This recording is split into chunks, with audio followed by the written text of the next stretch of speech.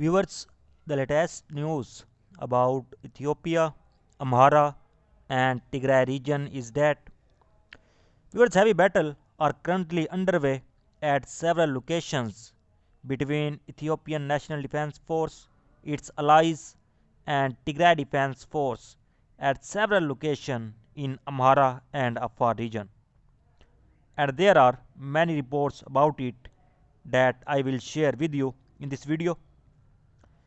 Viewers, according to latest reports, heavy fighting is going on in Amhara region, in Gashina and its side, and between Marsa and Vichale, especially in Vargisa and Imbasal mountains. Whereas yesterday, Tigray Defense Force claimed that Tigray Defense Force has again take control of a historic city like Lalibela. And now reports are being received from many sources that Tigray Defense Force has also won against Ethiopian National Defense Force and its allies in Gashina.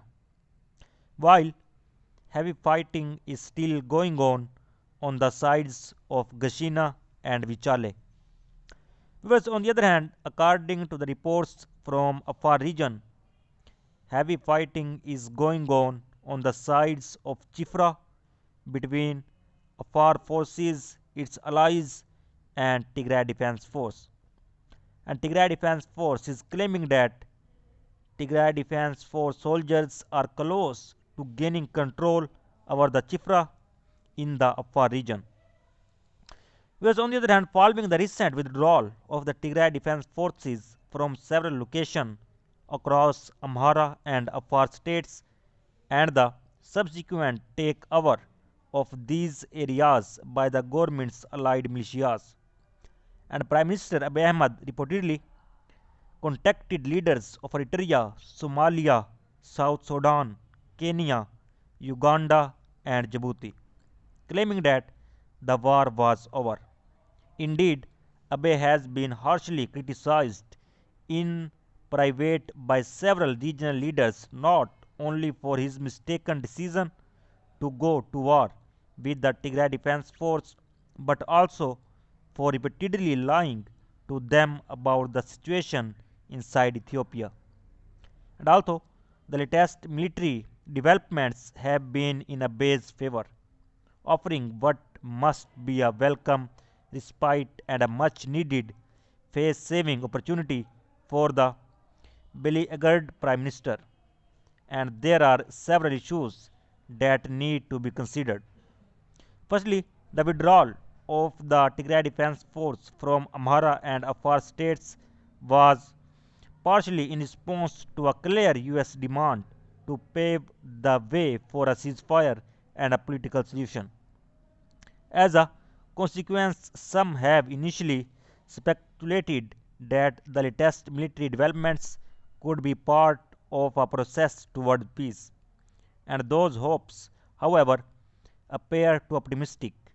Despite the withdrawal of the Tigray Defense Force from Afar and Amhara region, the total blockage of Tigray remained in place. Aerial bombardment of Tigray has continued, while Eritrean troops and Amhara militias continue to be deployed in western Tigray. Abiy continued to show no interest in a ceasefire. Instead, he seems to believe that his forces have achieved a string of important victories and that the Tigray Defense Force are on the verge of defeat. But the orderly withdrawal of the Tigray Defense Force suggests that their forces remain intact and are far stronger than they were when the expelled federal and Amhara forces from Tigray earlier this year. Hence, there is a strong likelihood that this is just the start of a new phase in the military dynamic of the conflict rather than the beginning of a peaceful settlement. Secondly, viewers, while the prospect of a sudden takeover of the capital Addis Ababa by the Tigray Defense Force and Oromo Liberation Army has been prevented for the time being, The country is now deeply fractured. Trust in the state has been corroded. Ethnic and social coexistence have been deeply undermined at every level, and the judiciary has collapsed. The national army has been suppressed by ethnic militia, and the economy has collapsed and foreign investments have disappeared. A military victory alone will not be sufficient to reverse Ethiopia's decline, as a recent Foreign Affairs article urged. Abey's fundamental challenge is that the centrifugal forces in Ethiopia have grown stronger than the centripetal ones, and a new national pact, political, social, and economic, is now needed to rebuild the state institutions. It will inevitably require a moderate, patient, and a wise leadership that is not just duly elected, but which is also capable of reconciliation among the various Ethiopian warring parties. Ethnicity and constituencies Abe might have saved face and gained breathing space due to recent gains against the Tigray Defense Force. But ultimately, a post Abe transition will still be necessary to rebuild Ethiopia.